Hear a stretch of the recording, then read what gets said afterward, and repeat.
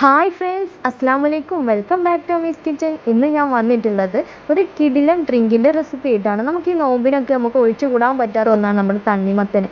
അത് വെച്ചിട്ടൊരു special drink തന്നെ നമുക്ക് തയ്യാറാക്കിയെടുക്കാം.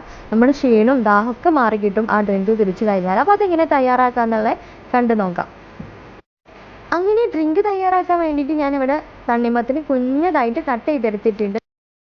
അങ്ങനെ ഈ ഡ്രിങ്ക് തയ്യാറാക്കാൻ ഞാനൊരു ജഗ് എടുത്തിട്ടുണ്ട്. അതിലോട്ട് 1 കപ്പ് പാല് ചേർത്ത് കൊടുക്കുക.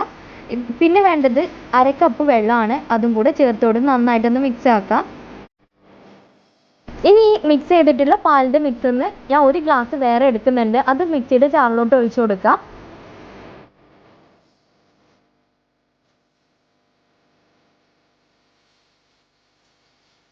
ഇനി ഇതിലോട്ട് നേരത്തെ നമ്മൾ കട്ട് ചെയ്ത് വെച്ചിട്ടുണ്ടായിരുന്ന ആ വത്തക്കയുടെ പീസ് പകുതി ഭാഗം ഇതിലോട്ട് ഇട്ട് കൊടുക്കാം.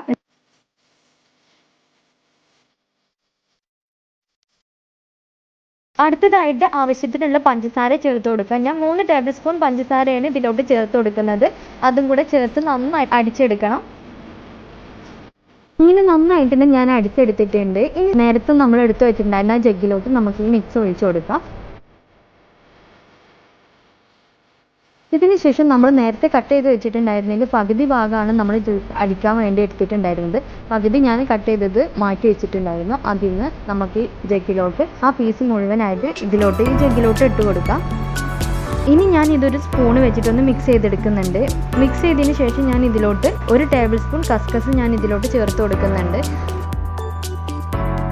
ഇനി ഇത് നന്നായിട്ടൊന്ന് മിക്സ് ചെയ്ത് കൊടുക്കുക. അപ്പോൾ ഇത്രയേ ഉള്ളൂ നമ്മുടെ ഈ ഡ്രിങ്ക്. നോമ്പൊക്കെ വറുക്കുമ്പോൾ നമുക്ക് തയ്യാറാക്കാൻ പറ്റുന്ന ഒരു ഡ്രിങ്കും കൂടെയാണ്. നമ്മൾ സാധാ വത്തക്ക വെച്ച് തയ്യാറാക്കുന്ന ജ്യൂസിനേക്കാളും ഇരട്ടി ടേസ്റ്റാണ് ഇങ്ങനെ ചെയ്ത് കഴിഞ്ഞാൽ. ഇത് ഉണ്ടാക്കി കുടിച്ചു കഴിഞ്ഞാൽ നമ്മൾ ക്ഷീണവും ദാഹവും ഒക്കെ മാറി കിട്ടും. അപ്പോൾ എല്ലാവരും ഒന്ന് ട്രൈ ചെയ്ത് നോക്കണം. ഇഷ്ടമായ ലൈക്ക് ചെയ്യാൻ മറക്കരുത്, കമൻറ്റ് ചെയ്യണം.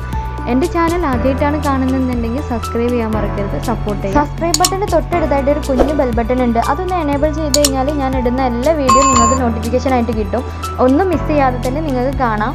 അപ്പോൾ ഇതുപോലത്തെ നല്ല നല്ല വീഡിയോയുമായി വീണ്ടും കാണാം. അതുവരേക്കും ബൈ, താങ്ക് യു.